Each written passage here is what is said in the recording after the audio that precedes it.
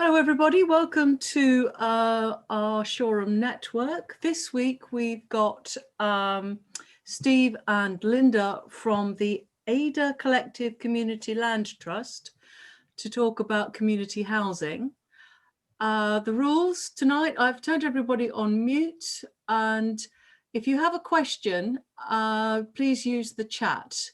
The rules, the way it works roughly is Steve and Linda will do a presentation that'll last about 10 to 15 minutes or so, and then we'll open up everything for questions. So we've actually got a small group tonight, so I can probably see you when if you've got a question, so you can put your hand up. And if you'd rather use the chat, I think it's quite easy to use. Most of you are experienced Zoomers. So I'm going to pass you over to Steve and Linda. Thank you, Jenny, and thanks very much for inviting us. We've been quite excited about joining you tonight and your members. So if I just share the screen, get on to a very short presentation, because we don't want death by PowerPoint necessarily, do we? But let me just get on to the right. Sorry, I just need to get onto this slideshow. Yeah, that's great. Can everyone see the screen okay there? Is it displaying on everyone's screen? We can see it. That's great, fantastic. So as you said, Jenny, we're the Ada Collective Community Land Trust, and we just want to say a little bit about our journey, really, how we got to where we are today, who we are, and talk a little bit about the affordable housing need in Ada. So just for starters, we'll just introduce the board, which is myself and Steve, who are here this evening. Joe's also here, our secretary. Lee Cowan, who you probably know, local councillor, works very hard for the area, Ada district councillor. He's our treasurer. And Deb Stainforth, also a local councillor, and Bill Murray is one of our advisors. Jenny and B. Huezo were with us in the very early days of our steering committee, and B's had to step down recently with all the many commitments she's had, but we've very much appreciated her input. And Jenny, you were there right at the parish council in the days of the steering group. Sorry, are you? Your sound is a bit bubbly. Is that better? Is that better, everyone? Jenny, is that coming through okay, Steve? Okay, sorry about that. Might need a new laptop or something. Right, so just using this graphic here, I'm just moving the other bit of Zoom to the side there. Okay, so our journey started July 2019. An advisory body, a charity, the Allocations at Lancing Parish Council, just putting the whole idea of affordable housing and community land trusts to the council there, and out of that came the steering group. First meeting in September, seems ages ago now, September 2019. We initially thought about the community land trust being just for Lancing, but then we looked at, where do we actually put the boundary, and we decided to think bigger and include the whole of Ada, which has got its pluses and minuses, but that's the way we took things. We got a £4,000 startup grant from community-led homes, and that's enabled us to get everything up and running, get legal incorporation, this insurance, get a website up and running. We've pretty much spent that. There's some sort of designated funds, but we've come to the end of that funding, and we're now in another round of core funding for just running costs, but I'll talk about that in a minute. So roughly what's been happening since then, we've had some meetings with the council where we've outlined our aims. We've started talking to Dr. Catherine Howe, who's I think she really gets what community land trusts are, and we've been had a couple of meetings with her. And then of course we've had all the legal bits and pieces, policies, website, and all of that happened over last summer, spring summer. And then we've recruited through that lockdown period 200 plus members. Joe will have the exact figures. I think we're at about 210 members and about a handful of businesses. So there's clearly support for affordable housing in Ada. Right now, we're focusing on our strategy and looking at various opportunities. Just lost you, Linda. Sorry, it hasn't. So I'm trying to move the slide on and it won't move on. There we go. So what is a community land trust? Are you hearing me okay, Steve? Sorry. Okay. So we have this graphic which kind of explains things fairly well, but it does take a while to get your head around, well, what is a community and property and housing? But it's not just about that. You've got community land trusts that set up allotments or community pubs or community spaces, but it's very much for the community. So it's a not-for-profit steward of community assets. It's a way that local communities can come together and look at their housing needs and find solutions. As I said, not just about homes, it can be other community spaces. And it's a way that a community into the community and not sold on for profit, owned by the community forever. So I'm going to hand over to Steve just for the next few slides, and then I'll come back and say a little more. Well, hello, everyone. And again, thank you for having us tonight. It's great to be sharing our objectives and vision here. There's quite a lot of words on the screen, so I won't repeat them all to you, but I just wanted to pick out a couple of points. First of all, one of the key things to understand about a community land trust is that we are incorporated as a community benefit society.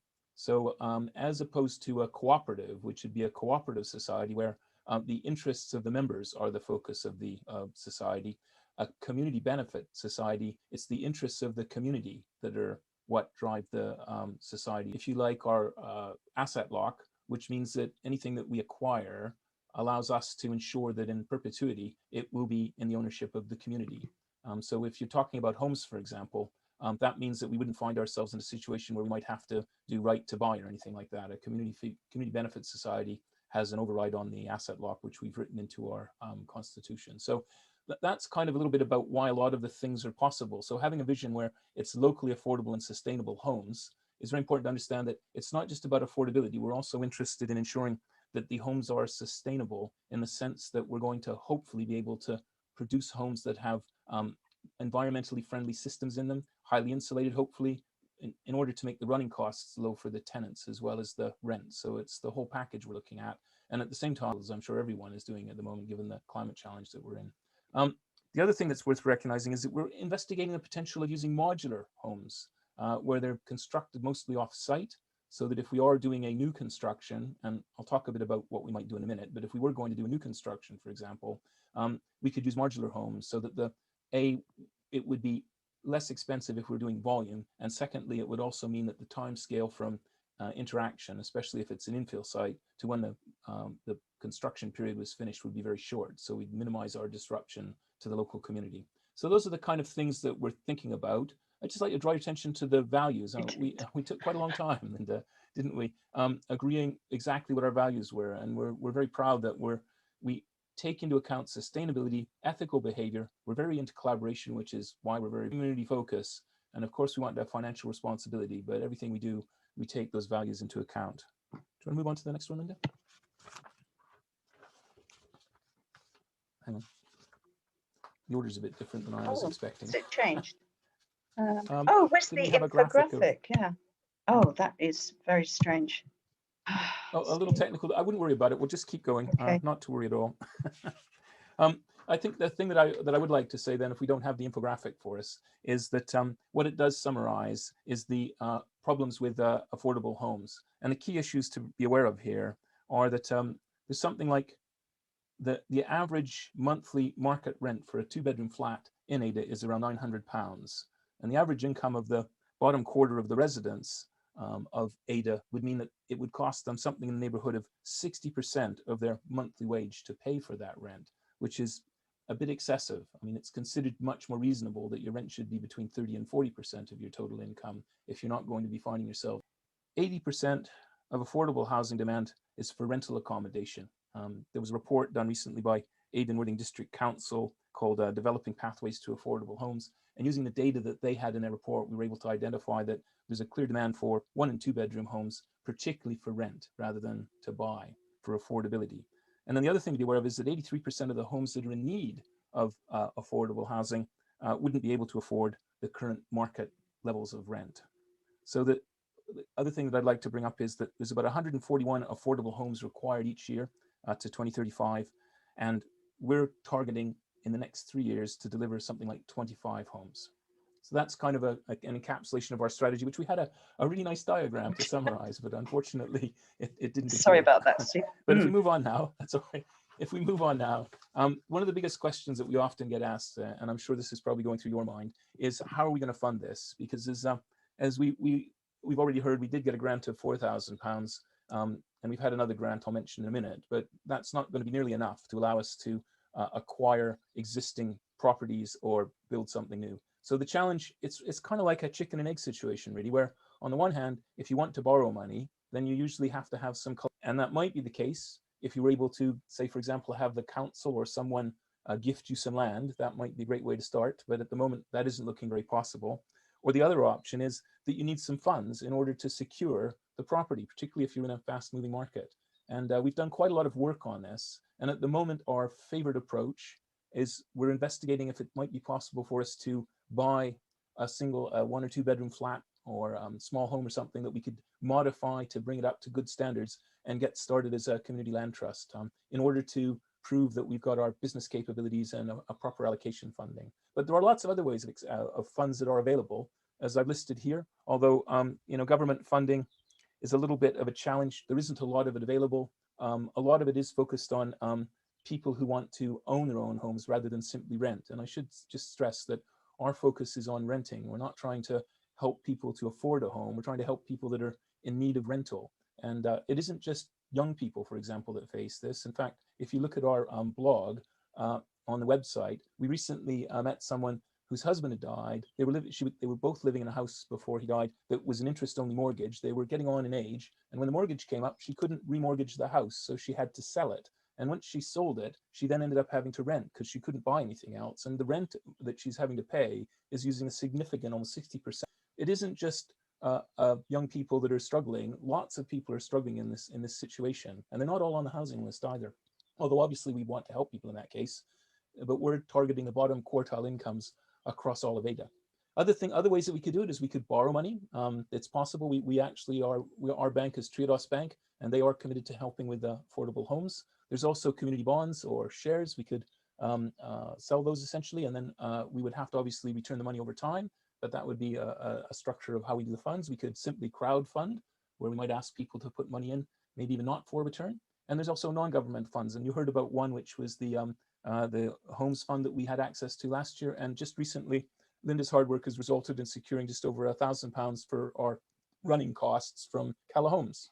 And then the final one is we could have direct donations of land or funds from individuals, and we could combine those into any kind of mix to get the project to come together. So there's lots of opportunities, but I won't try to suggest that it's easy to raise this money. It's going to take a bit of effort and time, but that's how we're hoping to do it in one way or another. Next slide, please. Yes, I had a look at Shoreham Society's website and found out a little bit more about what you do, and I thought there's a lot of areas where we have common concerns, and these ones: local community, obviously planning. I know you've been involved in sort of campaigns to question developments, and you're concerned about conservation, the environment, the local area.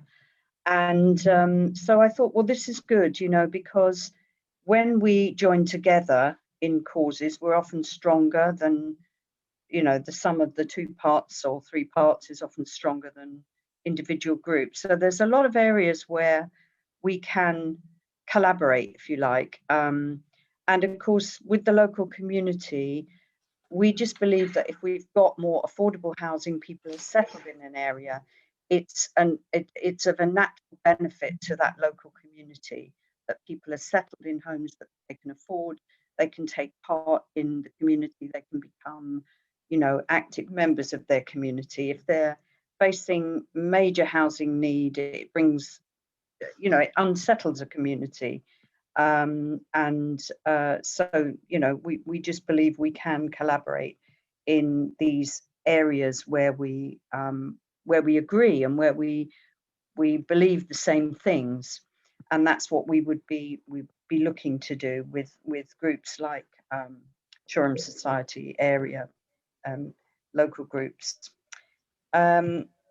So just to look at how you might at this stage support us, obviously joining up, signing up as a lifetime member for just £1. You can do that via our website on the Join Us page via the PayPal button. I see you've got a page of email links on the website, Jenny, and if you were happy to endorse us by, you know, joining us up on that, putting us up as a link on your links page, that would be great.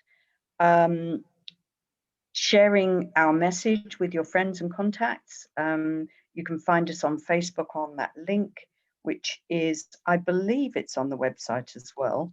But anyway, it's on this slide here, and we can make sure Jenny has a copy of that. We do have members volunteer at the market events, which is great, just involving people, talking to people in the community, taking memberships, just helping out at our stalls, which have been really successful. We were at Shoreham last month, weren't we? April the 12th, I think it was. It was. And it was quite sparse, the market, actually. It was about half the footfall of the December one. I'm not quite sure why. But we still had that support from people. Once we explain the message and people get it, even though there's been lots of development in the area, people generally agree that, you know, housing needs to be affordable. People can't be just paying, you know, massive amounts for mortgage and rent. So it's not hard to get people's support, really. The other thing you can do is that if there's other groups that you partner with who you think might like to hear from us, perhaps you could give them a shout and give us a shout out to them. And right now as well, we do need to expand our board, and the particular skills we need are finance and fundraising, or anybody with sort of housing, bit of housing background would also be very welcome to join us on our board. Come and sit in on a board meeting, find out a bit more about us, perhaps come to one of our events, which we will publish on the, I don't know if we haven't actually got an events page. We're hoping to beef up the website at some point to let people know when our events are, but we do have our blog page and we might mention a few things there. I'm not quite sure. But if you'll remember, you'll get all the updates. Joe does a regular newsletter and we feature stories in that and news and events and keep everybody up to speed. But we don't bombard people with emails because we all get so many emails, but you'd get, you know, a quarterly newsletter and just general updates about what's happening with us. I think we pretty much, oh, I've got some pictures to show you. This was our farmers market event in December. So you can see local residents signing up, chatting with Joe there as we, you know, get our message across. And yeah, here's another couple of pictures with some prize giving, bottle of champagne. So we do things like prize draws and just sort of involve our members in that way. And if you are a member, we just invite you to come to the blog page and comment, you know, just get involved in discussions that we're having on the blog, articles that we're trying to put out once a month. There's B with us in December at the market. We were the only ones, I have to say, with the reindeer ears. We went all out for the, you know, to celebrate Christmas with our reindeer ears, I have to say. That's about all from the presentation. So yeah, so we'd love any questions. If you've got any questions or nothing, or if things weren't made quite as clear as we'd like them to have been, just dive in. And no question is too silly or, you know, or too complex. If we don't have an answer, we'll find an answer and we'll, you know, we'd be happy to hear your questions. So Linda, if you can Sure. unshare your screen, that would be helpful, and I can see Yeah. everybody. Somebody had a question. If you can unmute yourselves, I think there's enough of us to have a conversation rather than talk over each other. I believe somebody had their hand up or wanted to ask a question. Melanie. I'll kick off. Thank you very much for a very interesting presentation. I must admit, I've failed to notice what you've been doing, but you know, very commendable, and you obviously come quite a long way. One of the queries I just had was, given the huge demand there's going to be, and you've mentioned the intention to do 25 properties, presumably selecting people for that is going to be a major problem. I just wondered, had you sort of thought ahead about how you might tackle that? You want to answer that, Linda? Yes, sure. We're at the moment, we've just had this on our agenda, if you like, for our last meeting, and it will be on there again at this meeting, is really getting our heads around a good allocations policy, so that what we do ends up being fair. But with our members, anybody who's a member can be considered for housing. And some people join us and they tick the box, I've got a housing need. You know, that's why they're interested. And we've met lots of people. Steve mentioned people that featured in our articles that are in real housing need, young, old, and green. So that, yes, it's going to have to be a selection process. And we're working on that at the moment. I don't know if you've got anything to add to that, Steve. I was just going to say that, I mean, I think one of the key things in our selection process is going to be the importance of transparency as well, because it'll be important for anyone who wants to be considered that we're able to give a clear indication as to why they were or weren't selected going forward. And the other thing is that we've realized that understanding our selection policy is going to be an important part of figuring out which projects we might or might not get involved with. So we're kind of developing them in tandem at the moment so that they can complement each other. Yeah, I don't know if that answers your question well enough, Melanie. Yeah, I mean, I know it's just going to be a tricky thing for you to deal with, and it's interesting. Yes. You started thinking about how you're going to tackle it. And my other query was just, obviously to date, the success of the councils getting any sort of realistic affordable housing from the new developments going up has been pretty poor, to put it mildly. Have the council or you know, MPs or anyone expressed any enthusiasm in trying to get you allocated any council land anywhere to kickstart what you're doing? That, I guess. In a word, no, really, Stephen. We've had some discussions. I think the problem is that the council doesn't have very much land that's necessarily available, or they're not sharing with us anything that they at the moment that might make sense. I mean, they're currently thinking about doing various garage conversions, which I know are in some cases controversial, but they're looking at things that are in the scale of somewhere between 10 and 4 or 5 properties. We're probably starting in our scale of opportunity around 2 or 3. So we're asking them if there is any sort of infills, if there's an end of terrace somewhere on a council site or something like that. And while they haven't said that they wouldn't help us with them, they haven't actually come forward with anything. Although, on the other hand, I must say that the director of communities, Catherine Howe, is actually very interested in it and seems to want to try and find something for us that we can do. But it's not as straightforward as it might seem, because there isn't really a lot of land around that's developable.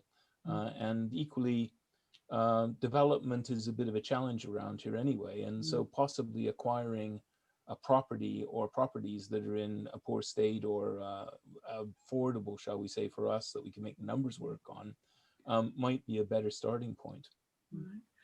I have a question. Are you a registered charity? No. No, we're a community benefit society, and with a community benefit society, you can opt to be a charitable one or not. And we that was another thing we spent quite a lot of time going around. Do we become a CIC, benefit society, whatever? But the whole charitable thing becomes a bit of a nightmare.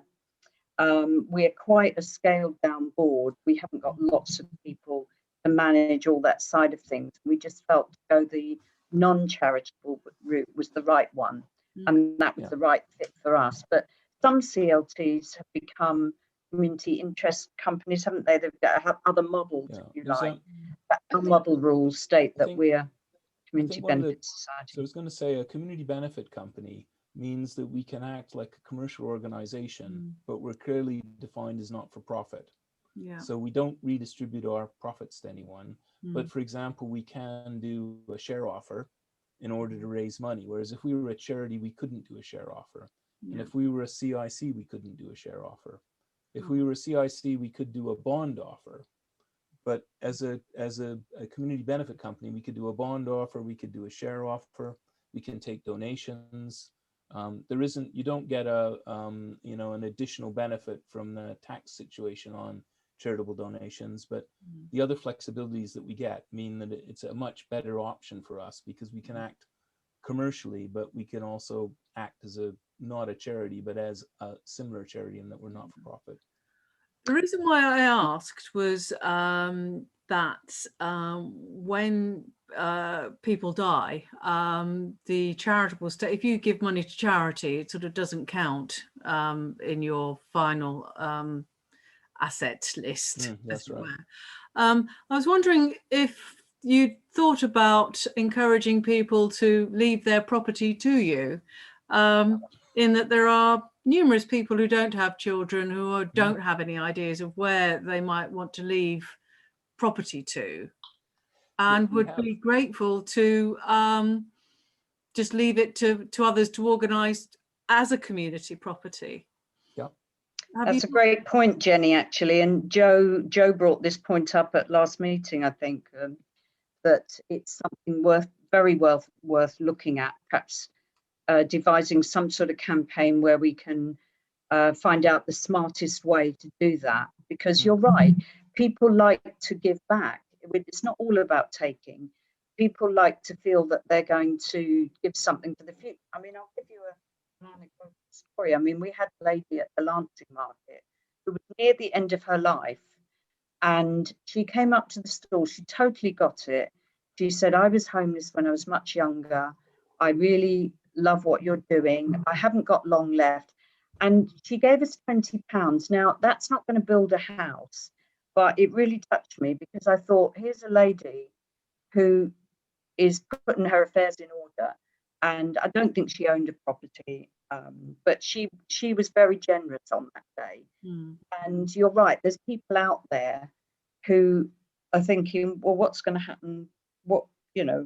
I'm not going to be able to leave any legacy of my life, and I want to sow into something good. So I think that really is worth exploring more. So it's good that you brought that up again. I was just going to say, Jenny, yeah.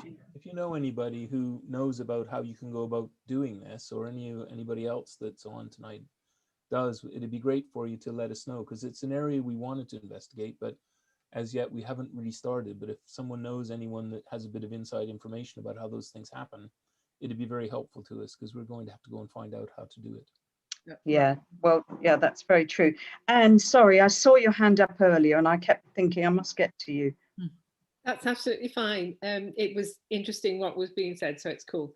I'm just wondering what your funding strategy is. Are you going to go for all the methods that you outlined in your slide, and or focusing on one? And what's your trajectory? When do you expect to raise enough for the first property? So our current circumstance is that we're moving towards an idea that we would like to raise money to buy something in the commercial market. So the next question then becomes, we're just in the middle of doing, in fact, at the board meeting next week, we'll be looking at some numbers that indicate what we might be able to do if we decided to raise, say, for example, deposit and then raise a mortgage, or whether we might try to do some sort of a bond or share offer to raise a bigger amount of money. So understanding how much we need to raise and what sources we might use is the key. And so the big problem, as I said at the very beginning, is if you don't know what the property is, it's very hard to figure out exactly how to fund it. And it's very hard to figure out how to fund it if you don't know, so you get in this rather catch-22. So we're in this place where we looked at various ideas to begin with, which were more around maybe an infill build or something, but we really couldn't make the numbers work at this stage. So now we're trying to slim right down and think about a smaller opportunity that we should be able to do, possibly by, we might even be able to crowdfund a deposit depending on how much we go for, and then possibly going to the bank for a mortgage or something, which we'd obviously have to pay back. But the big challenge otherwise is in the market at the moment is the prices are going up quite quickly and the market's moving quite fast. So getting all those things in the right place at the right time, there's quite a lot still happening. So that's our favored direction at the moment. And then we might move into the larger funding once we've established ourselves as an entity which funders would look at and say, yes, you've got the right governance and structures in place and you've got a proper selection policy that's going to work.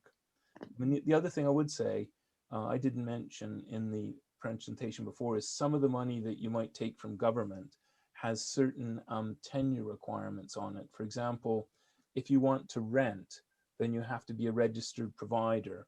And we're never going to become a registered provider because it's a very complicated process. And the other thing is that we might actually end up doing something with someone who is like a housing association or the council. But once you do that, you more or less lose most of your control. You end up basically leasing it to them and then they get to make most of the decisions. And while you can write things into the agreement, it's quite a tricky situation. So we're trying to start by using money, if you like, that I wouldn't say is clean, but is in the sense we're going to limit the tenure we're going to be faced with to try and move to being a rental organization that's creating rental properties, not properties for people that are going to live in them in the future as an owner. Thank you. So any other questions along We've the... got Tony there with his hand up. Hey, Tony. Hi there. Hi. Hi, Tony. The question I've got is, can you, because this is completely new to me, right? I've not heard of community land trusts before, and I'm interested whether you can point to or share any sort of success stories from somewhere elsewhere in the country, major, Yes. ones that you would regard as like a role model or inspiration to the rest of us. Yes. That's what's possible. We could do that here. Well, Tony, I was thinking when Steve was speaking before, answering the previous question, our neighbours in Brighton, the Brighton Community Land Trust, they raised over 200,000, Steve. I can't remember the exact figure. With a community bond offer. And so they've got that cash. I think they've got it at a 3% return or something. And they're going to build student housing with that. You've got Angmering were gifted a plot of land for £1, I think, but they're more rural, obviously, and I think they built 6 homes there. They have. If you look on the National Community Land Trust Network website, perhaps I'll share that link with you, Jenny, when I maybe send the presentation, and that could go in there somewhere. You'll see that there's over 300 community land trusts, lots of success stories. And I think it was only a few years ago, there were just a handful, and now there's 300. So you can see there's a movement growing for community-led and owned housing. So things are happening, and maybe we're on the cusp of a wave, as it were. Yeah, I hope that answers your question. One thing I would say, Tony, is that I think our kind of approach, which is to try and focus purely on rental, is a bit different than a lot of. There's a few community land trusts that are doing that, and they've been successful. But because of the government funding and the link to being a registered provider, it's not a common way. Most community land trusts have been very successful, but they've often been because the people that want to live in the houses and own them eventually are members of the community land trust. So they all kind of raise their own mortgages and the Community Land Trust creates the kind of envelope under which they can do that in a way that allows them to share ownership and manage the properties collectively and things like that in a community way.